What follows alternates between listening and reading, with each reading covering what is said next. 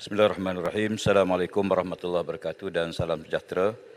Tuan Dipertua, saya mohon mencadang iaitu satu rang undang-undang bernama suatu akta untuk meminda Akta Kualiti Alam Sekeliling 1974, ini Akta 127, dibaca kali yang kedua sekarang.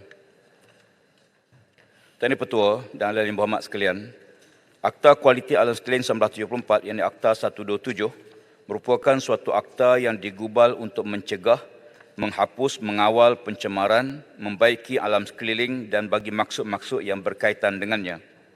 Sejak kebelakangan ini, kita sering berhadapan dengan isu pencemaran seperti pembuangan sisa kimia ke dalam sungai, pelepasan asap kilang tanpa kawalan sewajarnya, pencerobohan hutan secara berleluasa, pembakaran terbuka, pembangunan yang tidak terkawal dan lain-lain. Secara langsung, keadaan ini memberi kesan buruk kepada alam sekitar seperti pencemaran sumber air, pencemaran udara, peningkatan suhu bumi, banjir kilat, tanah runtuh, kepupusan flora dan fauna serta perubahan cuaca yang tidak menentu. Akibat kerosakan yang berlaku dan bencana alam ini, kerajaan terpaksa memperuntukkan jutaan ringgit untuk membaik pulih infrastruktur, memelihara ekosistem alam sekitar, menampung kos perubatan, menyediakan tempat tinggal untuk rakyat dan menyelesaikan pelbagai masalah yang berkaitan. Oleh itu, hukuman lebih berat dan setimpal perlu dikenakan terhadap penjenayah alam sekitar kerana pencemaran ini telah menjejaskan ekosistem alam sekitar, memberi impak yang negatif kepada kualiti kesihatan, keselamatan dan kesejahteraan rakyat. Rang Undang-Undang Kualiti Alam Sekeliling Pindaan 2022 yang dicadangkan ini adalah bagi meminda Akta Kualiti Alam Sekeliling 1974, yakni Akta 127, yang digubal pada tahun 1974 dan telah melalui 6 kali fasa pindaan. Namun pindaan sebelum ini hanya melibatkan tata cara penguatkuasaan dan peningkatan denda kepada RM500,000 bagi kesalahan pembakaran terbuka, pencemaran minyak dan buangan di perairan Malaysia, termasuk juga perupusan haram buangan terjadual dan kesalahan tidak patuh syarat kelulusan laporan penilaian kesan alam sekeliling atau EIA. Pada pindaan pada kali ini, yakni pindaan tahun 2022, memberi keutamaan kepada hukuman, denda dan melalui kewujudan denda minima dan maksima jika disabitkan kesalahan di bawah akta ini. Selain itu, jumlah denda sedia ada akan dinaikkan sehingga RM10 juta, khususnya bagi kesalahan-kesalahan yang melibatkan pencemaran air, pelepasan minyak, pelepasan buangan di perairan Malaysia serta pelupusan haram buangan terjadual. Tuan Pertua, rang undang-undang ini mengandungi 30 fasa yang melibatkan 28 seksyen di bawah Akta 127. Antara perkara penting dalam pindaan ini ialah yang pertama, nilai kompaun. Jumlah kompaun dikenaikkan daripada RM2,000 sebelum ini kepada tidak melebihi 50% daripada jumlah penalti maksimum yang diperuntukkan bagi setiap kesalahan. Buat masa ini terdapat 12 peraturan dan satu kesalahan di bawah Seksyen 29A yang boleh dikenakan kompaun. Yang kedua, penalti minimum dan maksima. Akta sedia ada tidak menetapkan penalti minimum. Penalti bagi setiap kesalahan akan dipinda dengan mewujudkan denda minima tidak kurang daripada RM5,000 dan denda maksima tidak lebih tinggi iaitu tidak melebihi RM10 juta, melibatkan kesalahan pencemaran air, pelepasan minyak, pelepasan buangan ke dalam perairan Malaysia dan penempatan serta peletakan buangan terjadual.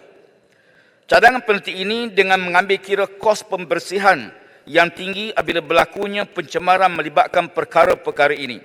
Sebagai contoh, insiden pencemaran Sungai Kim Kim pada Mac 2019 melibatkan kos pembersihan sungai dan pelupusan buangan terjadual sebanyak RM6.4 juta. Selain daripada itu, Lembaga Urus Air Selangor atau LUAS telah membelanjakan RM10 juta sepanjang tahun 2016 hingga 2020 bagi menjalankan aktiviti pembersihan sungai akibat pencemaran. Pencemaran alam sekitar ini tidak hanya mengancam keselamatan negara dan kesejahteraan rakyat, bahkan ia turut mengganggu kelangsungan aktiviti ekonomi negara. Yang ketiga, hukuman penjara mandatory.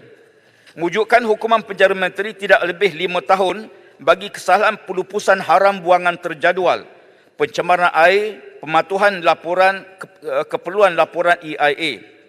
Akta sedia ada tidak menetapkan hukuman penjara mandatory. Pindahan ini penting bagi membolehkan hukuman yang lebih tegas dikenakan kepada pesalah dan penjenayah alam sekitar. Tuan Yang Dipertua dan ahli yang berhormat sekalian, secara keseluruhannya, pindahan Akta Kualiti Alam Sekitar 1934, Akta 127, melibatkan elemen compound, penalti, peruntukan denda minima dan maksima supaya tindakan yang lebih tegas dapat diambil ke atas pelaku dan pesalah yang menyebabkan pencemaran alam sekitar. Oleh itu, pindahan Akta 127 ini bertujuan membolehkan hukuman lebih tinggi dikenakan kepada pesalah supaya menjadi pengajaran agar pencemaran supam ini tidak berulang lagi pada masa akan datang. Tuan Dipertua, akhir kata, kelulusan bagi rang undang-undang ini amat penting dan ia dinanti-nantikan oleh semua pihak, sama ada rakyat Malaysia ataupun kita semua dalam Dewan Yang Mulia ini. Mudah-mudahan kita semua dapat sepakat untuk meluluskan pindahan Akta 127 ini sebaik-baiknya sebulat suara. Tuan Dipertua, saya mohon mencadang. Ada sesiapa yang berhormat menyokong? Saya menyokong.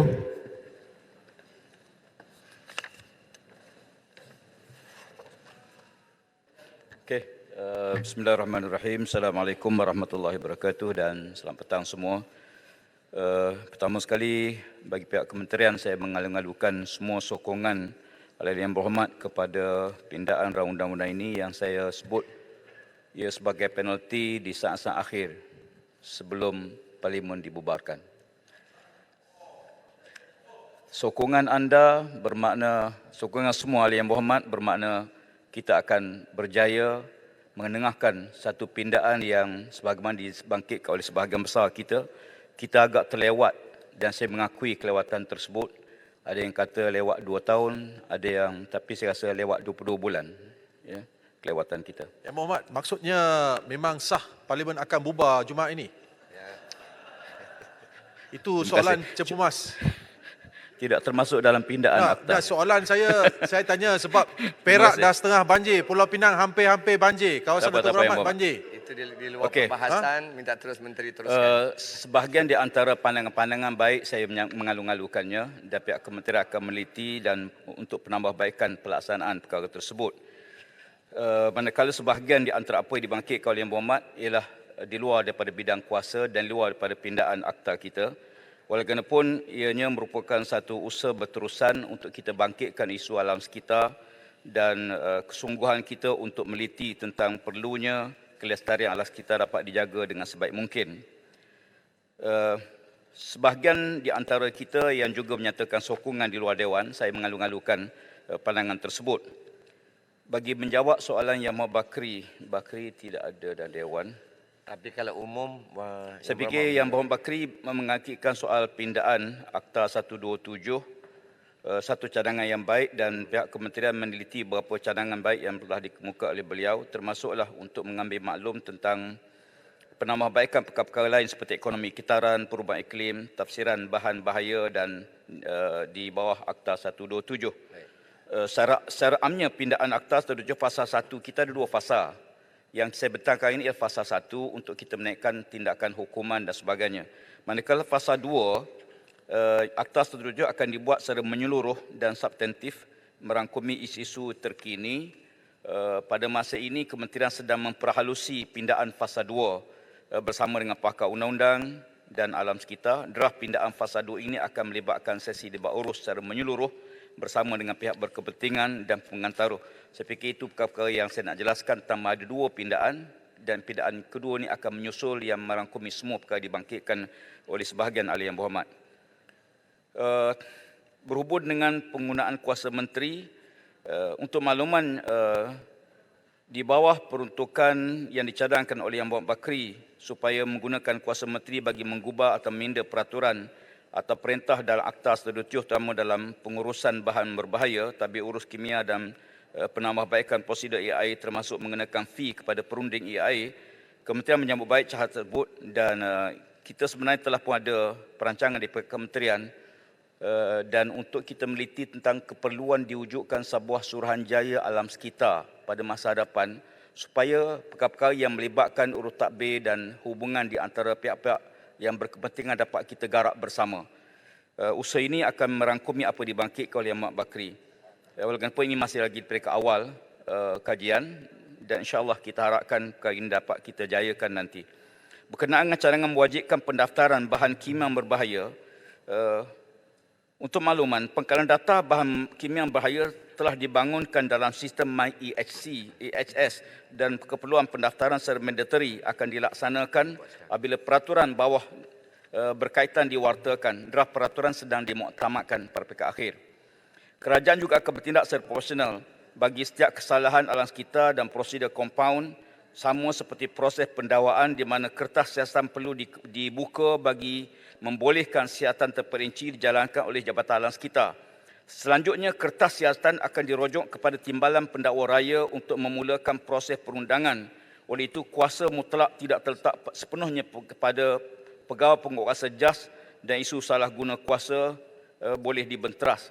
Dan ini juga antara faktor kenapa kompaun itu perlu dapat pengesahan bertulis daripada pendakwa raya. Kita nak mengurangkan elemen-elemen rasuah yang dibimbangi oleh sebahagian yang berhormat yang bangkitkan perkara tersebut. Dan pihak kementerian sejujurnya bahawa kita berusaha supaya elemen tersebut dapat kita elakkan. Di bawah untuk makluman yang berhormat Bakri Kuala Kedah, yang berhormat Kuala Langat, yang berhormat Tampin, yang berhormat Kubang Pasu. Saya rasa semua tak ada. Kuala Kedah ada. Kuala Kedah ada. Bangkitkan isu tentang tentang pendidikan. Dan untuk makluman kita elemen komunikasi pendidikan dan kesedaran awam atau SEPA ini merupakan satu elemen penting, dan di bawah kementerian kita menggerakkan satu usaha iaitu mewujudkan rakan alam sekitar, di mana sehingga kini kita telah pun mendaftar rakan alam sekitar boleh supaya penglibatan masyarakat awam dapat kita tingkatkan. Di samping itu, kementerian juga bersama dengan Kementerian Pendidikan untuk mewujudkan silibus berkaitan alam sekitar dalam kurikulum pendidikan sekolah rendah dan sekolah menengah. Dan program kursus kompetensi bagi pentaulihan orang yang berwibawa atau competent person supaya industri mempunyai kemahiran dan memahami kehendak dan keperluan Akta 127. Bagi memastikan Akta 127 pindaan 2022 teratur, kementerian secara berterusan akan mengadakan sesi debat urus bersama dengan pihak industri bagi memastikan Akta 127 ini dapat difahami dan dapat dilaksanakan sepenuhnya. Berhubung dengan banyak isu yang dibangkitkan berhubung dengan EIA, Kementerian melalui Jabatan Alam Sekitar sedang melaksanakan beberapa inisiatif bertujuan untuk memperkukuhkan tata cara penyediaan laporan kesan kepada alam sekeliling EIA. Laporan EIA boleh diakses semasa sesi pameran awam untuk ulasan daripada orang awam. Selain daripada itu, ringkasan eksekutif kepada laporan EIA juga telah diluluskan, juga boleh dimuat turun melalui laman web JAS, Enviro Knowledge Management Center, di mana laporan EIA yang telah diluluskan adalah menjadi hak milik pemaju projek dan tertakluk kepada jurubicara pemaju projek untuk dikongsi kepada orang awam. Namun publik diberi tempoh sebulan untuk buat bantahan bila mana permohonan EIA dikemukakan. Di samping itu, sekalipun EIA telah pun diluluskan, mereka yang berkepentingan masih lagi mempunyai hak untuk merayu kepada jawatankuasa rayuan EIA, supaya disemak kembali keputusan EIA tersebut. Dengan kata lain bahawa kita nak supaya protek pada alam sekitar dapat kita laksanakan dengan sebaik mungkin. Pameran dibuat, orang ramai juga turut terlibat untuk memberi bantahan dan sebagainya, komen, dan hatta kalau kelulusan dikeluar pun mereka masih lagi boleh merayu kepada jawatankuasa rayuan. Saya fikir ini ruang-ruang yang perlu dimanfaatkan sebaik mungkinlah bila mana ada satu projek yang kita rasa ada kesan impak direct pada alam sekitar. Yang berhormat Kemaman mohon kementerian menyatakan bilangan pelapor yang telah diberi ganjaran secara keseluruhan. Untuk makluman semua, kementerian melalui Jabatan Alam Sekitar kita menerima banyak laporan. Tapi anugerah ataupun hadiah ganjaran diberi ini ialah sesuatu laporan yang sampai sehingga salah disabitkan oleh mahkamah dan dijatuhkan hukuman. Sebahagian yang lapor dia hanya buat laporan dan kita ambil tindakan terus.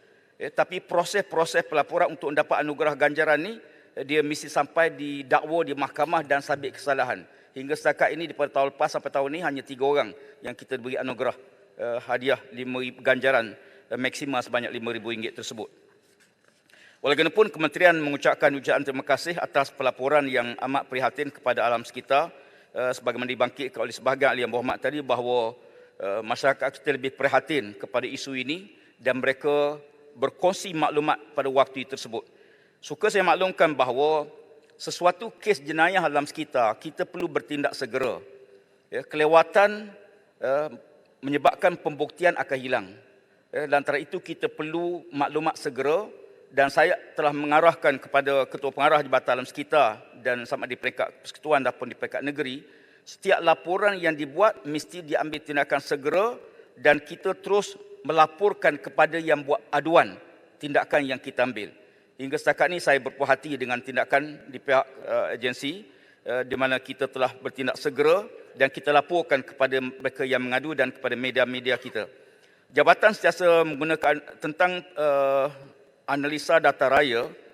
Jabatan Sekitar sentiasa menggunakan analisis data raya untuk membantu dalam menyelaras tindakan penguatkuasaan.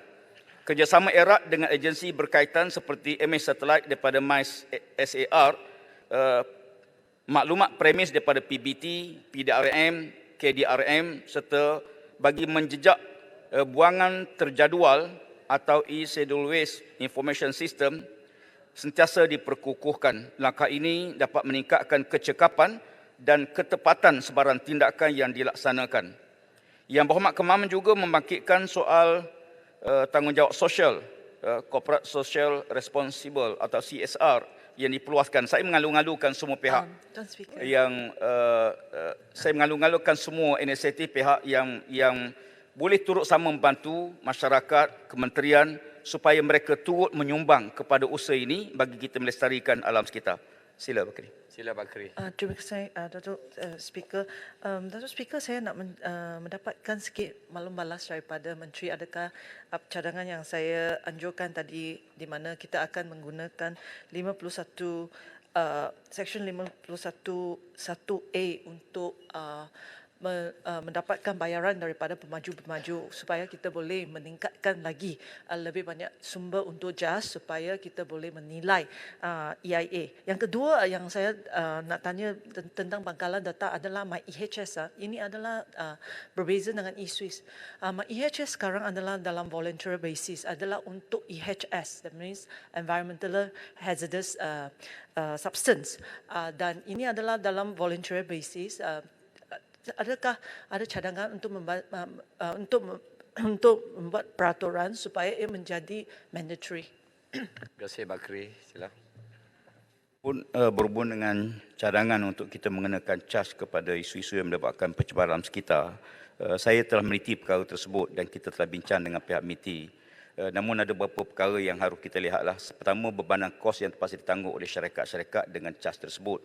Walaupun saya sebut tadi dalam jawapan awal, bahawa pihak kami telah meneliti, pihak kementerian, kita melihat bahawa dalam jangka unjuran yang lebih panjang masa depan, kita perlukan bukan saja cas yang dikenakan, bahawa mungkin satu suruhanjaya alam sekitar dapat kita lihat supaya semua elemen pencemaran tu mesti bertanggungjawab kepada punca pencemaran. Bermakna bahawa mereka harus menanggung kos di atas pencemaran yang mereka lakukan, dan cas ini juga sebahagian di antara apa yang kita sedang teliti. Saya terima kasih banyak pada cadangan tersebut. Yang kedua, soal yang dibangkitkan itu, insya-Allah kementerian akan teliti cadangan kedua tersebut sejauh mana ia dapat dilaksanakan. Baik, Yang Berhormat Kuala Kedah membangkitkan isu kebimbangan tentang unsur rasuah dan kementerian bagi memastikan akta ini dapat dilaksanakan secara profesional. Saya telah bangkitkan bahawa sebahagian di antara peraturan-peraturan yang ada tu termasuklah kompaun, kita rujuk dulu kepada pendaftar supaya mengelak elemen tersebut. Menjawab soalan yang sama daripada Kuala Kedah membangkitkan pihak yang dikenakan hukuman, kementerian menjelaskan bahawa tindakan penjara mandatory ini adalah kepada individu yang melakukan kesalahan tersebut atau kepada pengarah syarikat sekiranya syarikat yang melakukan kesalahan berdasarkan seksyen yang berkaitan. Jadi kita cas kepada mereka yang melakukan pencemaran. Kalau syarikat, maka kita dekat ke atas pengarah syarikat. Yang Berhormat Tampin, Yang Berhormat Tumpat, Yang Berhormat Stew membangkitkan isu pengurusan sampah dan tapak pelupusan sampah dan sisa pejahat haram. Untuk makluman semua bahawa kementerian hanya mengawal selia kepada sisa ataupun bukan sisa domestik lah. Sisa domestik ni termasuk di bawah KPKT, Kementerian Perumahan Kerajaan Tempatan, dan dengan pihak PBT. Yang Berhormat Tamping, Tumpat, Setiu, Rasah, Hantuah Jaya, Hulu Langat membangkitkan isu tentang tanggungjawab besar bila rang undang-undang ini diluluskan, terutama tentang kemampuan anggota penguatkuasa. Kementerian akan memastikan keupayaan sumber manusia dan kelengkapan logistik dipertingkatkan, terutama bagi meningkatkan keupayaan pasukan siasat dan pasukan pendakwa. Buat masa ini, Jabatan Alam Sekitar mempunyai kekuatan bukan 1,132 anggota pegawai penguatkuasa di seluruh Malaysia, dan bilangan ini sememangnya tidak mencukupi, dan kita pun mengakui perkara tersebut, dan bagi menangani kes pencemaran sekitar yang semakin meningkat dan semakin mencabar. Kementerian sedang meneliti keperluan pertambahan perjawatan bagi mewujudkan pejabat cawangan JAS di setiap daerah di seluruh negara sebagaimana dibangkitkan oleh banyak ahli yang berhormat. Kita akui bahawa bila kita kuasakan akta ini, kita perlu tingkatkan mewujudkan pejabat-pejabat cawangan lebih banyak. Kerana kelewatan kita mendapat pembuktian menyebabkan kita payah untuk buat pendakwaan. Dan pemantauan yang kita buat, pencemaran ni, mereka yang melakukan pencemaran atau penjenayah alam sekitar ni, mereka ambil kesempatan waktu tengah malam, waktu hujan nak turun, di tempat-tempat yang terasing, jauh daripada pandangan orang ramai dan sebagainya. Jadi oleh kerana itu kita mengalu-alukan dengan penambahan pegawai saja, saya yakin tidak akan mampu menyelesaikan. Kita perlu pendidikan, perubahan sikap masyarakat, kita perlu pemantauan semua pihak, memantau dan merakam. Sekarang kita ada teknologi dan saya fikir ini yang banyak membantu kami di peringkat penguatkuasaan untuk kita bertindak segera di atas apa yang dimaklum balas oleh masyarakat awam. Yang Berhormat SIK membangkitkan mengenai keberkesanan hukuman penjara. Kementerian ingin menjelaskan bahawa hukuman penalti dan denda untuk memberi isyarat dan pengajaran kepada semua pihak supaya tidak mencemar alam sekitar. Statistik menunjukkan kes yang telah disabitkan di mahkamah pada tahun 2017 ialah sebanyak 218 kes dan meningkat pada 405 kes pada tahun 2020. Peningkatan ini hasil daripada kesedaran orang awam untuk buat pelaporan, dan tindakan segera pihak penguasa untuk pergi bertindak tempat-tempat tersebut. Saya fikir kombinasi inilah menyebabkan angka ini dapat kita tingkatkan, dan hukuman pindaan ini sangat penting supaya kalau kita boleh tangkap penjenayah alam sekitar dan kompaun hanya 2,000 saja, dia tidak akan mendatangkan perubahan sikap yang besar. Maka kerana itu pindaan ini sebahagian di antara komponen bagi menambahkan kesedaran, kegerunan kepada penjenayah alam sekitar. Untuk yang berhormat juga, usaha menjaga alam sekitar ini merupakan usaha bersama, dan pihak kementerian dengan kerajaan tempatan, kerajaan negeri dan sebagainya, kita seringkali mengadakan engagement bersama supaya semua pihak dapat kita gerakkan. Yang Berhormat Menteri, sikit mungkin penjelasan. Belakang Ya. Tadi juga disebut berkaitan kekuatan dan kapasiti pegawai-pegawai kita, khususnya Jabatan Alam Sekitar. Di daerah SIK sendiri, kita tidak ada pejabat yang khusus untuk pemantauan dan juga penguatkuasaan undang-undang berkaitan alam sekitar ini. Pegawai jauh datang daripada Sungai Petani, daripada Alostar, dan ketika itu ada kes-kes yang menyebabkan kita agak lambat untuk bertindak, dan apa yang saya sebut dalam perbahasan awal tadi ialah bagaimana kerjasama erat dengan pihak berkuasa yang lain termasuk PBT, termasuk anggota polis dan sebagainya, supaya penguatkuasaan ini lebih berkesan dan cepat apabila berlaku kes-kes seperti mana yang saya sebut juga tadi di SIK itu, pelombongan haram REE yang berlaku. Terima kasih, Menteri. Sila Menteri. Baik, terima kasih Yang Berhormat SIK.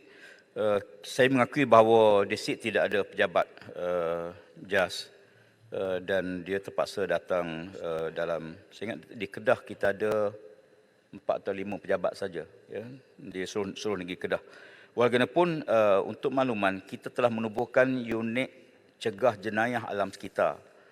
Operasi kita seringkali dapat turun bersama dengan pihak polis dan kita juga dapat kerjasama daripada rela dan sebagainya untuk operasi.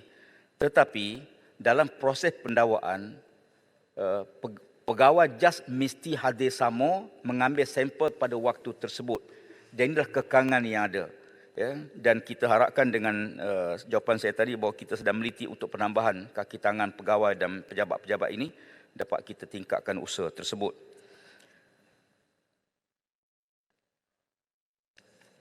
Berhubung dengan juga perkara yang dibangkitkan oleh Yang Berhormat Sik tentang pembuahsuaian kenderaan ini di luar daripada bidang kuasa kementerian, ini bawah Kementerian Pengangkutan, yang menyebabkan bunyi bising kerana tukar exhaust dan sebagainya. Saya fikir itu dah ada di bawah bidang kuasa MOT. Perkara berikutnya, Yang Berhormat Kompasu bangkitkan isu kacau ganggu kepada kesihatan awam. Kementerian bersetuju dengan Yang Berhormat Kompasu bahawa kos yang terlibat apabila berlakunya pencemaran lebih tinggi daripada apa yang kita senaraikan. Cuma asas pendakwaan itu kita ambil nak gambarkan bahawa kenapa kita letak 10 juta. Sebenarnya kalau kita ukur impak kepada kesan ini lebih besar daripada 10 juta. Tetapi kita harus letakkan satu jumlah yang menggerunkan, menakutkan, walaupun sebenarnya kos lebih besar daripada itu. Ya, sebagai contoh, pencemaran Sungai Kim Kim 6 juta lebih, Selangor dengan penutupan loji, kos rawatan sungai saja dan baik pulih itu belum termasuk kos penghantaran air melalui tanker sepanjang loji-loji ditutup. Ya, dan pengguna dapat air tanpa cas pada waktu itu, maknanya kos kita jauh lebih tinggi. Tetapi dengan letak angka 10 juta, saya fikir daripada 2,000 kompaun kepada separuh daripada kompaun denda sebenar, dia telah sekurang-kurangnya ada nilai ketegasan kita dalam pelaksanaan undang-undang tersebut. Dan inilah yang kita harapkan daripada pelaksanaan nanti insya-Allah. Kementerian juga menyambut baik tentang cadangan Yang Berhormat Kompasu untuk mewujudkan Suruhanjaya Persekutuan dan Negeri. Ini telah saya sentuhkan tadi. Yang Papa menimbulkan isu pencemaran sungai yang menjaskan sumber air tempatan untuk kawasan luar bandar. Kementerian akan terus menjalankan penguatkuasaan secara bersepadu di seluruh negara dengan pelbagai agensi termasuk pihak kerajaan negeri dan sebagainya. Untuk makluman, sumber air terletak bawah bidang kuasa kerajaan negeri. Tetapi pencemaran yang berlaku puncanya pelbagai sektor. Ada daripada sumber peternakan yang dikeluarkan lesen oleh pihak Kementerian MAFI. Ada punca daripada dia punya dumping site yang dikeluarkan oleh pihak KPKT. Bermakna kita perlu satu kolaborasi bersama. Sebab tu bagi saya, alam sekitar dia merentasi agama, merentasi parti politik dan merentasi pada negara. Kerjasama yang ditunjukkan ini sangat positif. Sebab tu saya turun ke semua kawasan. Saya tak peduli kawasan ini kawasan pembangkang ke kerajaan, sebab bila kena alam pencemaran sekitar, kerosakan sekitar, tidak memilih anda pembangkang atau kawasan anda kawasan kerajaan. Jadi oleh kerana kita semua bertanggungjawab bersama. Terima kasih banyak di atas sokongan yang telah diberi selama ini. Di samping itu tentang perkara khusus dibangkitkan oleh ahli Yang Berhormat Sepang, dia pun tak ada, saya fikir tak perlu jawab. Bukit Bendera. Bukit Bendera ada. Ada. Sorry. Bukit Ahli Bendera Bukit Bendera bangkitkan keperluan merujuk kepada Timbalan Pendawar Raya tadi. Dan saya sebut bahawa bagi mendapat izin sebelum kompaun dikeluarkan menyebabkan kelewatan, dibangkitkan tadi takut lewat tindakan kita di pihak JAS dalam mengambil tindakan ke atas suatu kesalahan. Bagi menjawab soalan ini, pihak kementerian ingin maklumkan bahawa pindaan dibuat kepada Seksyen 45 Akta 127 selaras dengan Artikel 145/3 Perlembagaan Persekutuan. Dia memperuntukkan bahawa kita perlu mendapat keizinan, kita rujuk dulu kepada Timbalan Pendawar Raya supaya kita tidak dicabar keputusan kita tersebut. Ya, yang keduanya untuk mengelak nilai kemungkinan yang dibangkitkan isu rasuah, salah guna kuasa kalau sekiranya direct diberi oleh pihak-pihak di peringkat kementerian. Jadi bila kita merujuk dulu, ya, maka kita dapat elak perkara tersebut. Yang keduanya, oleh kerana kompaun itu besar, jumlah dia besar, ya, maka kita perlu dapat pandangan daripada Timbalan Pendawar Raya. Saya fikir ini mekanisme yang kita ambil untuk protect beberapa perkara lah, ya, dan selaras dengan Perlembagaan Persekutuan. Yang Berhormat pada Rengas, banyak cadangan dikemukakan, saya mencamai baik. Yang Berhormat Rasah Rasa dia. Terima kasih. Yang merasa bangkitkan isu pindaan RU ini akan dapat mempertingkatkan lagi penguatkuasaan Akta 77 termasuknya pembakaran terbuka. Untuk pembakaran terbuka ni bukan semua pembakaran terbuka dikategorikan sebagai satu kesalahan. Terdapat peruntukan di bawah pindaan Seksyen 29A yang mengkategorikan aktiviti bukan sebagai pembakaran terbuka seperti penyediaan makanan, hal yang melibatkan keagamaan, pembakaran tumbuh-tumbuhan berpenyakit dan sebagainya. Saya fikir ini antara kita dah ada kecualikan supaya ketakutan masyarakat nanti kalau saya bakar, saya kena saman, itu tak timbul lah. Ya. Baik, di samping itu saya juga ingin menjelaskan tentang apakah kesalahan yang tindakan sekiranya kesalahan berulang dilakukan.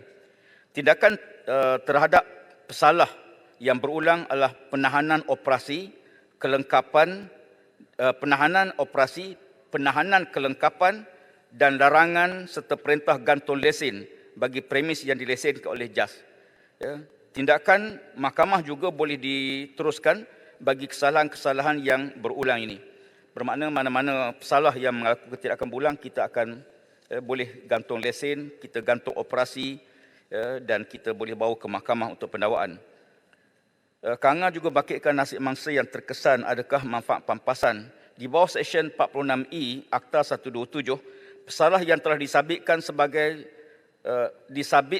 sebagai tambahan kepada penalti, mahkamah boleh mengarahkan pihak yang melakukan kesalahan untuk memberikan pampasan atas kerosakan yang dilakukan. Kita juga meliti tentang sesuatu loji terpaksa ditutup dan kerugian ditanggung oleh operator air. Ya. Pindaan ini menyebabkan pesalah yang melakukan tindakan tersebut boleh menanggung kos, ya, termasuk pemberian sungai, termasuklah kos yang ditanggung oleh operator air. Ya, dan kita harapkan tindakan ini merupakan satu tindakan yang penting supaya mereka tidak sewenang-wenangnya melakukan kerosakan tersebut. Yang berhormat, Jelutong menyokong penuh pindaan undang-undang. Sikit berkaitan yang tadi tu. Ya. Kita mungkin dalam kes air kita senang lah. Kita tahu kalau ada kilang haram ke tak haram ke. Pencemaran kat situ kita senang untuk kenal pasti pesalah. Tapi kalau macam pencemaran udara, misalnya kilang, mungkin kedudukan kilang tu tak sesuai. Asap dia keluar hari-hari. Penduduk sekitar mungkin dia tak terus sakit esoknya. Tapi kesan daripada pencemaran tu untuk sekian waktu, mungkin ada hari dia bahan yang dalam asap ni yang tak sesuai. Jadi macam mana kes macam tu kita nak ambil tindakan untuk mangsa lah. Saya fikir kita perlu melalui proses mahkamah lah supaya mahkamah dapat memutuskan bahawa punca, sebab kadang-kadang apakah punca sakit itu berpunca pada asap ataupun faktor-faktor lain, dan ini diantara perlukan penelitian lebih lanjut. Walaupun bagi kami, kilang yang mengeluarkan asap, kita ambil tindakan terus pada kilang tersebut. Dan sekiranya mahkamah memutuskan bahawa dia bersalah, kilang itu bersalah, bermakna bahawa kesan-kesan sampingan yang berlaku sekitarnya ada kemungkinan berpunca daripada kilang tersebut. Saya fikir ini di antara elemen yang boleh dilihat nanti. Itu satu, Menteri. Yang kedua ni, harap tak salah tafsir sebagai politik lah, sebab di Perlis ni banyak masalah air. Dan saya tahu di Kelantan juga.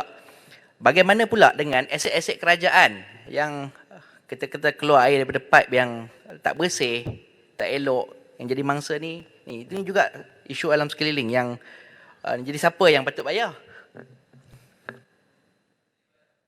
Kita pernah dapat aduan tentang pencemaran, perubahan warna air ke merah. Berpunca ada yang buat tuduhan bahawa dia datang daripada sistem kumbahan di bawah IWK. Setelah kita buat siasatan dan kita dah tangkap dan buat pendakwaan, sebuah kilang melepaskan pencemaran melalui lubang tandas dalam kilang tersebut dan terus mengalir kepada sistem kumbahan. Dan orang ramai menganggap bahawa ia punca pada sistem kumbahan. Sebenarnya dia punca pada kilang-kilang. Apa yang kementerian sedang laksanakan dalam perancangan untuk kita mewujudkan satu sistem di mana kawasan zon industri yang melepaskan pencemaran dalam bentuk cecair sebagainya mesti dapat diwujudkan satu pusat rawatan terlebih dahulu. Apa yang ada sekarang, katalah di industri ada 200 kilang, pegawai kita terpaksa monitor 200 kilang. Ya. Dan itu bebanan kepada anggota.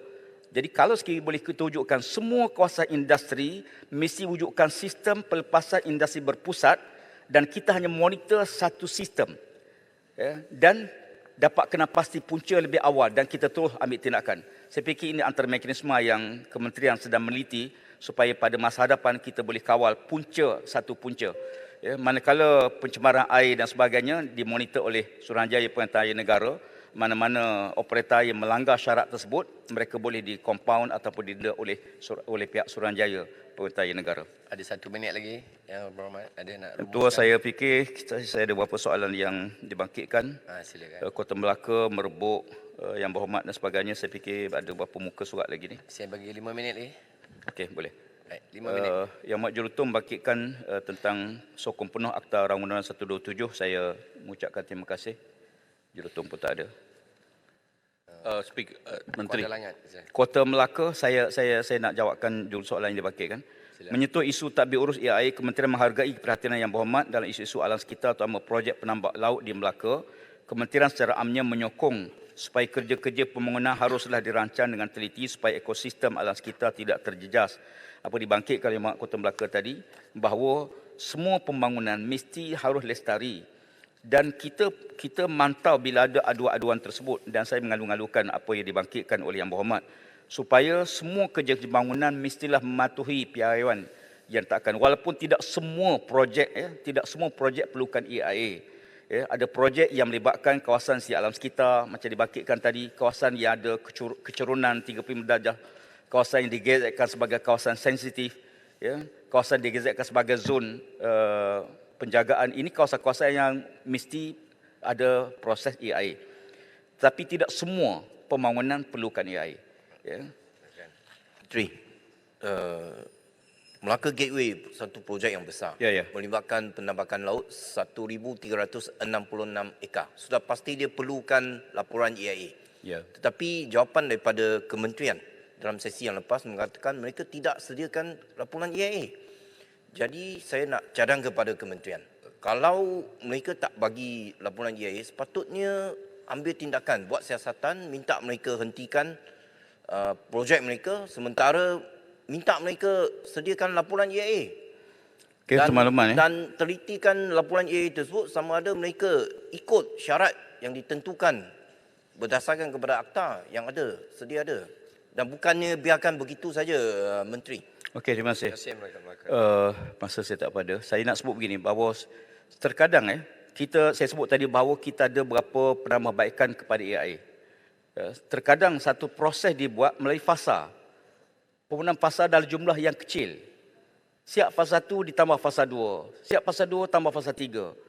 Tapi jumlah yang dimohon itu ialah jumlah yang kecil. Sikit.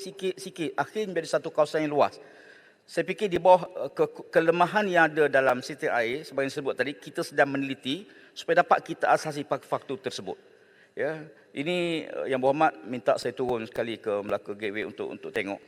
Kita harapkan sama ada saya kekal di sini ataupun Yang Berhormat kekal di sana, ataupun siapa yang boleh kekal.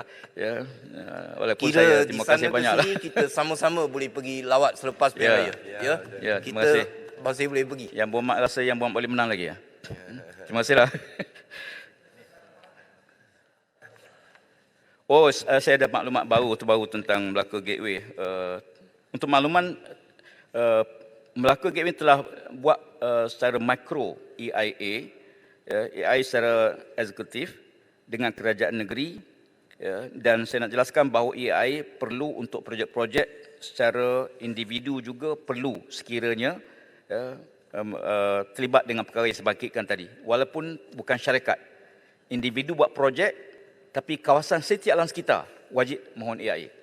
Kawasan kecerunan 30 darjah wajib mohon EIA. Ya, dan itu walaupun bukan company besar sekalipun. Ya, kadang-kadang kawasan yang kita protect satu-satu area, ya, yang sensitif alam sekitar dan ia perlukan EIA. Yang Mohd Merbuk dan Berhormat Padan Serai mencadangkan lesen operasi bagi syarikat pencemar alam sekitar dibatalkan atau digantung. Sebenarnya ini memang ada dalam akta kita dan kita telah pun buat proses. Ada kila-kila yang kita gantung operasi pun sebelum ini. Ya, di bawah akta kita sedia ada tapi tak termasuk dalam pindaan. 1.5 minit lagi. Okey, yang lain saya fikir sebagai terjawab yang Mohd Kanga bagi sejumlah pak kuasa sudah jawab tadi. Adakah bertindih dengan agensi lain? Adakah Kementerian Bercadang untuk dibenarkan dibicara di Mahkamah Sivil? Ini untuk makluman hingga setakat ini kita proses dengan peraturan yang sedia ada dan hingga setakat ini kita yakin kita mampulah untuk mengurus kes-kes yang kita dakwa di mahkamah. Akhir sekali Tuan Ketua, saya keseluruhannya saya menyambut baik semua sokongan yang telah diberi. Menteri, ada satu daripada Kuala Langat. Boleh saya sikit? Terima kasih Menteri. Sebelum Menteri habiskan, saya nak bagi satu cadangan juga ataupun minta pandangan Menteri dan Kementerian. Sebab alam sekitar ni ialah satu-satu bidang yang specialization dan juga dia ada speciality dia. Adakah pegawai-pegawai yang telah diletakkan di negeri-negeri masing-masing ataupun dibagi satu kuasa yang besar untuk jaga kualiti alam sekeliling dan sebagainya, dia ada kepakaran di dalam isu itu ataupun dia sedikit berdekatan dengan kualiti alam ataupun kecemaran dan sebagainya. My suggestion is di dalam bidang saya medical dan sebagainya, kita selalu ada CPD yang kita kena pergi, kita kena dengar dan ada beberapa convention kita kena hadapi dan lepas tu kita dapat point-point tu, dan point tu akan digunakan untuk kita dapat practicing certificate kita untuk masa depan yang akan datang. Di dalam bidang ini, saya haraplah ini akan digunakan sebagai satu garis panduan kepada pegawai-pegawai yang akan dibagi kuasanya sebagai pegawai yang jaga alam sekitar kita.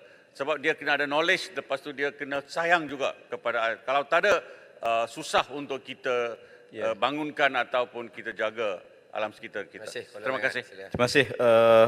Untuk makluman bahawa kita di peringkat kementerian, kita ada pusat latihan kita di Bangi dan kita juga memastikan bahawa Akta 127 di antara keperluan ini ialah soal satu program kursus kompetensi bagi pentaulihan orang yang berwibawa, maksudnya competent person.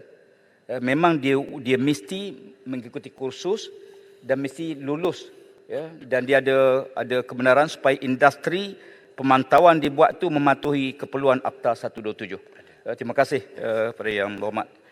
Tak jawab, saya ingat yang dua yang pasal Merbuk tadi, yang pasal apa, yang Gunung Inas dan juga apa, ada dua isu tadi. Ya, boleh saya jawab, saya bertulis? Bertulis, terima kasih. Terima kasih.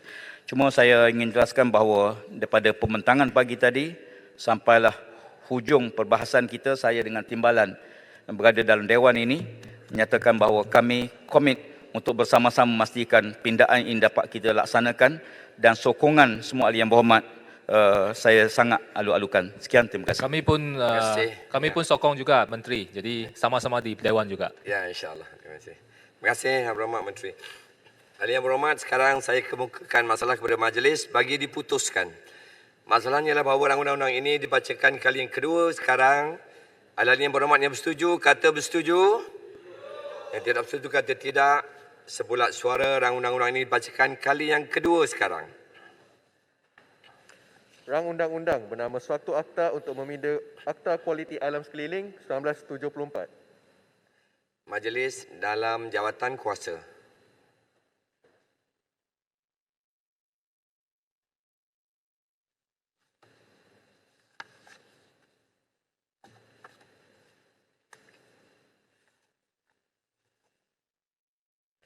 Pasal-pasal 1 hingga 30.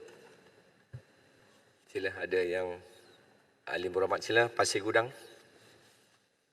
Terima kasih Datuk Yang di-Pertua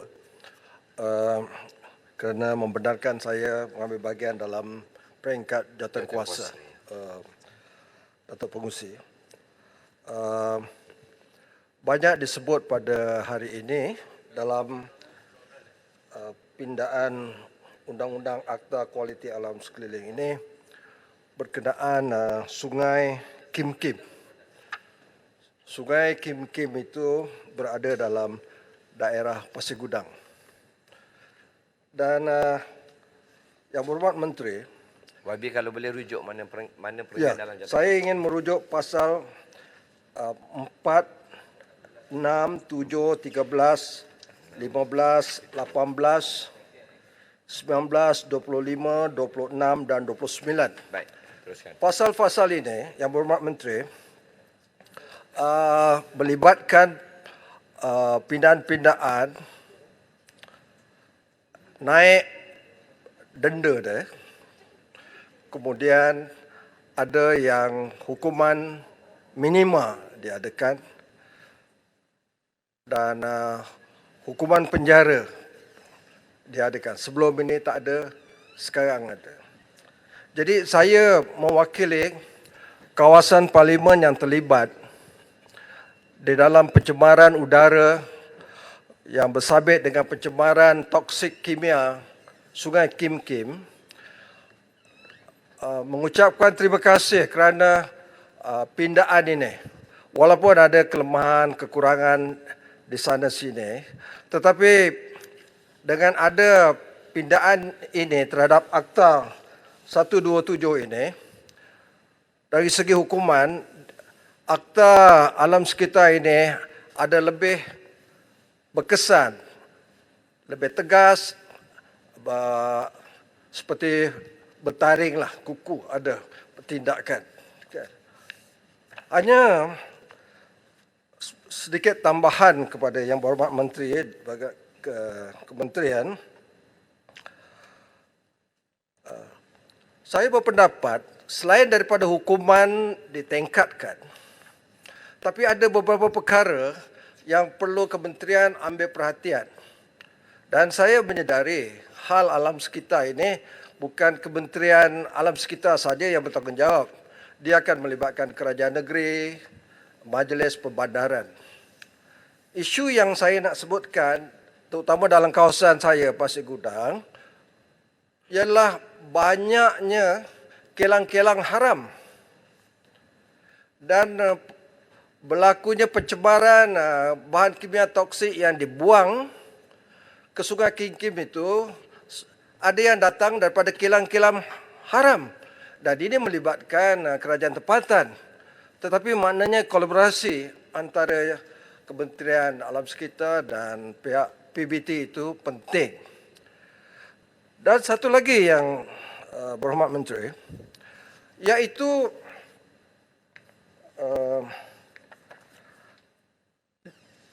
kita bercakap tentang nak adakan alam sekitar yang baik, tetapi satu kawasan industri yang besar di Pasir Gudang tidak ada loji rawatan sisa kimia. Tak ada. Maknanya ini bukannya hasil buangan domestik, ini kimia toksik yang berjadual ini terpaksa dihantar daripada Pasir Gudang ke Rasah Negeri Sembilan, melibatkan kos yang tinggi. Jadi pandangan saya ialah selain kita perbaiki hukuman-hukuman dan denda ini, memang syabas kita sokong, tetapi perkara-perkara yang saya sebutkan itu mesti ada. Sebab yang dibuang ke Sungai Kim Kim itu ialah racun-racun toksik kimia. Tengah-tengah malam, seperti yang disebut oleh Yang Berhormat Menteri tadi, dilepaskan. Dan akhir sekali, undang-undang dan hukuman yang tinggi itu saja belum tentu kita dapat menghukum mereka yang bersalah itu. Dan saya mengikuti penggulungan Yang Berhormat Menteri dan perbahasan awal itu, menyedari bahawa pentingnya pegawai-pegawai penyiasat, pegawai-pegawai Jabatan Alam Sekitar yang kompeten, iaitu cepat bertindak sampel-sampel sebagai evidence supaya bila dibawa kes ke mahkamah, kes itu sangkut. Dapat pertuduhan itu berjaya. Tak guna misalnya ada kes pertuduhan sampai 40, tapi lepas kerana kelemahan pegawai penyiasat dan lemahnya pendakwaan. Jadi saya amat gembira dengan ucapan Yang Berhormat Menteri bahawa aspek pendakwaan ini, pegawai-pegawai penyiasat ini perlu dipandang berat. Akhir sekali bagi pihak penduduk rakyat Pasir Gudang yang terjejas dengan pencemaran udara ini, dan kita yakin satu perubahan yang lebih baik dengan ada pindahan ini. Terima kasih Tuan Yang di-Pertua. Pengurusi. Baik, fasal 1 sebelum saya sebut ada Menteri ingin saya bagi respon pada apa yang dibangkitkan oleh Pasir Gudang. Pertama sekali kita mengalu-alukan pandangan tersebut dan saya telah jelaskan bahawa perlunya pegawai-pegawai lebih kompeten dan dengan latihan dan sebagainya di pihak kementerian selain pada kita menambah fasiliti. Saya setuju bahawa fasiliti yang ada ini tidak mencukupi. Pihak kementerian telah pun bercadang untuk mewujudkan 5 lagi fasiliti untuk sisa berjadual ni, termasuklah 1 di bahagian selatan, di Perak, kemudian di Kedah, di Selangor, di Pantai Timur dan 1 di Sabah. Dengan penambahan 5 fasiliti ini, kita yakin bahawa dia lebih dekat bagi industri untuk mengantar ke pusat pelupusan sisa kimia dan sisa berjadual. Di samping itu dia memudahkan soal pembuktian. Soal pembuktian ke mahkamah ini juga melibatkan soal penghantaran bahan kita ke makmal kimia. Dan untuk makluman juga kita telah meningkatkan fasiliti kita di Nahrim supaya makmal kita juga diiktiraf sebagai satu makmal yang boleh ditauliahkan untuk kita lengkapkan semua hasil-hasil yang kita bawa, pembuktian yang kita bawa untuk kita percepatkan proses tersebut. Di samping itu suka saya menambah bahawa 2 PBT di kawasan tersebut telah pun diambil alih. Sekarang AWK telah pun mengambil alih tentang sistem kumbahan. Yang kedua, kita juga bersama dengan UTM telah membina denai sungai kebangsaan di Sungai Kim Kim bagi melestarikan sungai tersebut, dan saya juga minta supaya semua kilang-kilang besar-besar yang ada di sana juga bertanggungjawab untuk sama CSR mereka membantu supaya imej kilang tidak lagi dilihat sebagai faktor pencemar tapi faktor membantu kelestarian alam sekitar. Terima kasih. Fasal 1 hingga 30 jadi sebahagian daripada rang undang-undang. Terima kasih, Tuan. Saya mohon dimaklumkan kepada Dewan. Yang berhormat, masalahnya ialah bahawa rang undang-undang ini dimaklumkan kepada majlis sekarang. Ahli-ahli yang bersetuju kata bersetuju, yang tidak bersetuju kata tidak. Sebulat suara majlis bersidang semula sebagai majlis mesyuarat. Dan Ketua, saya mohon mengumpulkan bahawa rang undang-undang kualiti alam sekeliling pindaan 2022 telah pun ditimbang dalam jawatan dan telah dipersetujukan tanpa pindaan. Saya mencadangkan iaitu rang undang-undang ini dibaca kali yang ketiga dan diluluskan sekarang. Terima kasih. Ada siapa yang menyokong? Datuk Yang di-Pertua. Baik. Saya menyokong. Boleh. Datuk Yang di-Pertua, saya mohon menyokong. Terima kasih. Tapi ada 3. Pilihan raya dekat lah tu. Pilihan raya dekat lah tu. Ahli yang berhormat, masalahnya bahawa rang undang-undang ini dibacakan kali yang ketiga dan diluluskan sekarang. Ahli yang bersetuju kata bersetuju. Yang tidak bersetuju kata tidak. Sebulat suara. Rang undang-undang ini dibacakan kali yang ketiga sekarang.